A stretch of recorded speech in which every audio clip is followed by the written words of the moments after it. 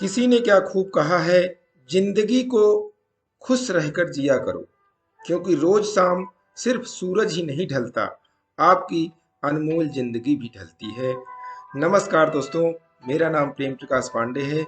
आज अपने चैनल पर एक नई मोटिवेशनल स्टोरी के साथ आया हूँ, जिसका शीर्षक है जीवन की अद्भुत सच्चाई। चलिए, चैनल को सब्सक्राइब नहीं किया, सब्सक्राइब कर लीजिए और नई मोटिवेशनल स्टोरी सुनते हैं। एक दिन एक प्रोफेसर अपनी क्लास में आते ही बोला, चलिए सरप्राइज टेस्ट के लिए तैयार हो जाइए। सभी स्टूडेंट घबरा गए। कुछ किताबों के पन्ने पलटने लगे तो कुछ सर के दिए नोट्स जल्दी जल्दी पढ़ने लगे। पेपर बांट दिए गए। ठीक है, अब आप पेपर देख सकते हैं, प्रोफेसर ने निर्देश दिया। अगले ही क्षण सभी क्वेश्चन पेपर को निहार रहे थे। पर यह क्या, इसमें तो कोई प्रश्न ही नहीं था तो सिर्फ व्हाइट पेपर पर एक ब्लैक स्पॉट। ये क्या सर, इसमें तो कोई क्वेश्चन ही नहीं है। एक छात्र खड़ा होकर बोला। प्रोफेसर बोले, जो कुछ भी है आपके सामने है, आपको बस इसी को एक्सप्लेन करना है और इस काम के लिए आपके पास सिर्फ 10 मिनट है। चलिए शुरू हो जाइए। स्टूडेंट के पास कोई चारा नहीं था। वे अपने आंसर्स लिखने लगे। समय खत्म हुआ। प्रोफेसर ने आंसर शीट कलेक्ट की और बारी बारी से उन्हें पढ़ने लगे। लगभग सभी ने ब्लैक स्पॉट को अपनी अपनी तरह से समझाने की कोशिश की थी, लेकिन किसी ने भी उस बिंदु के चारों ओर मौजूद व्हाइट स्पेस यानी सफेद जगह के बारे में बात नहीं की।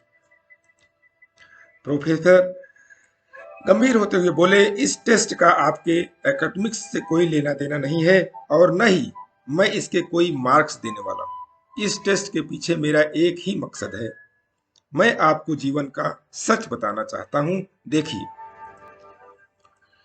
इस पूरे पेपर का 90% हिस्सा सफेद है, लेकिन आप में से किसी ने भी इसके बारे में नहीं लिखा और अपना 100% आंसर सिर्फ उस एक चीज को एक्सप्लेन करने में लगा दिया जो मात्र 1% है। और यही बात हमारे लाइफ में भी देखने को मिलती है। समस्याएं हमारे जीवन का एक छोटा सा हिस्सा होती है, लेकिन हम अपना पूरा ध्यान इन्हीं पर लगा देते हैं। कोई दिन रात अपने लुक्स को लेकर परेशान रहता है, तो कोई अपने करियर को लेकर चिंता में डूबा रहता है, तो कोई और बस पैसों का रोना रोता रहता है। हमें क्यों नहीं अपनी ब्लेसिंग को काउंट करके खुश होते हैं? क्यों नहीं हम पेट भर खाने के लिए भगवान को थैंक्स कहते हैं? हम क्यों नहीं अपनी प्यारी सी फैमिली के लिए शुक्रगुजार होते हैं? क्यों नहीं हम लाइफ की उन 90% चीजों की तरफ ध्यान देते जो सचमुच हमारे जीवन का अच्छा बनाती हैं? दोस्तों, खुश रहने के बहाने ढूंढना चाहिए, ना कि दुखी रहने के। वह अपने ऊपर निर्भर करता है कि हम खुशी के पल को कितना याद करते हैं।